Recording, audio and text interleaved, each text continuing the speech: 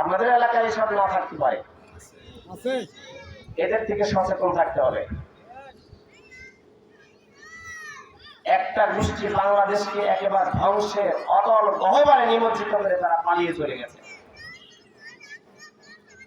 কেউ দীর্ঘদিনের না খাওয়ার না পাওয়ার বাসনা নিয়ে বাংলাদেশকে যতটুকু আছে এতটুকু আবার গিলে খেতে চায়। এই জায়গা থেকে জনগণকে সাবধান হতে হবে, সচেতন হতে হবে। এখানে আমরা জন্ম নিয়েছি, এখানে আমরা বড় হয়েছি। এই দেশটাকে আমাদের জন্য, আমাদের ভবিষ্যৎ প্রজন্মের জন্য একটি শান্তিপূর্ণ অঞ্চল, শান্তিপূর্ণ দেশ, শান্তিপূর্ণ এলাকা করে রেখে যেতে চাই। এখানে কোনো দখলদারিত্ব আর চলবে না, এখানে কোনো চাঁদাবাজি চলবে না, এখানে কোনো সন্ত্রাসী কার্যক্রম চলবে না। ন্যায়, ইনসাফ এবং জনগণের বাস উপযোগী একটি অঞ্চল করে এই দৌলতপুর ইউনিয়নকে আমরা করতে চাই। রাজি আছি তো আমরা সবাই?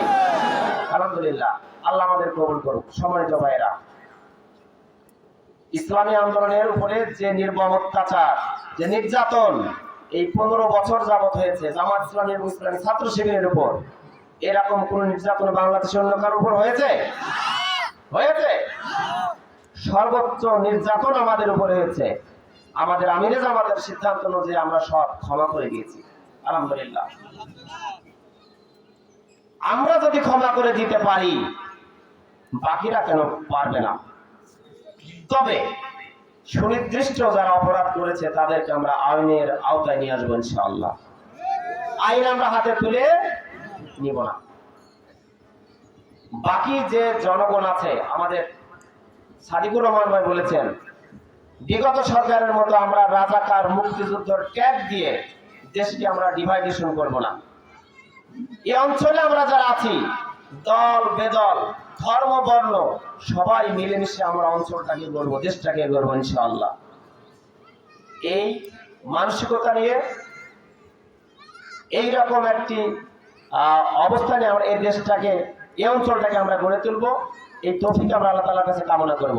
সব শেষে আমরা বলবো, সম্মানিত উপস্থিতি, আমরা এই অঞ্চলে ৭১-এর পর থেকে বিভিন্ন দলের শাসন আমরা দেখেছি, আলহামদুলিল্লাহ। কোন শাসন আমাদের ওইভাবে শান্তি দিতে পারেনি, নিরাপত্তা দিতে পারেনি। রাত্রি বিছানা থেকে নিয়ে সুস্থ সবার মানুষকে হাতুড়ি পিটা করার ইতিহাস এই ইউনিয়নে আছে, পা ভেঙে দেওয়ার ইতিহাস এই ইউনিয়নে আছে, জীবন্ত মানুষকে দিনে দুপুরে হত্যা করার ইতিহাস এই এলাকায় আছে। আমরা বাংলাদেশ জামাত ইসলামের হাতকে আগামী দিনে শক্তিশালী করতে চাই। বাংলাদেশ জামাত ইসলামীকে নির্বাচিত করার মাধ্যমে সংসদে পাঠিয়ে এই অঞ্চলকে একটি নিরাপত্তাপূর্ণ অঞ্চল হিসেবে আমরা গড়ে তুলতে চাই। আল্লাহ আমাদের কবুল করুন। এই লক্ষ্য নিয়ে এই অঞ্চলের প্রতিটি ঘরে ঘরে ইসলামের সুমহান বাণী আমাদের পৌঁছে দিতে হবে। কারোর সাথে কোনো বৈরিতা নাই, সবাইকে আমাদের বুকে টেনে নিতে হবে। আল্লাহ রাব্বুল আলামিন বাংলাদেশ জামাত ইসলামী এবং ইসলামী ছাত্র শিবিরের সমস্ত নেতাকর্মীকে এইভাবে গড়ে ওঠার তৌফিক দান করুন। ওয়া মা তাওফিক ইল্লা বিল্লাহ। আসসালামু আলাইকুম ওয়া রাহমাতুল্লাহি ওয়া বারাকাতুহু।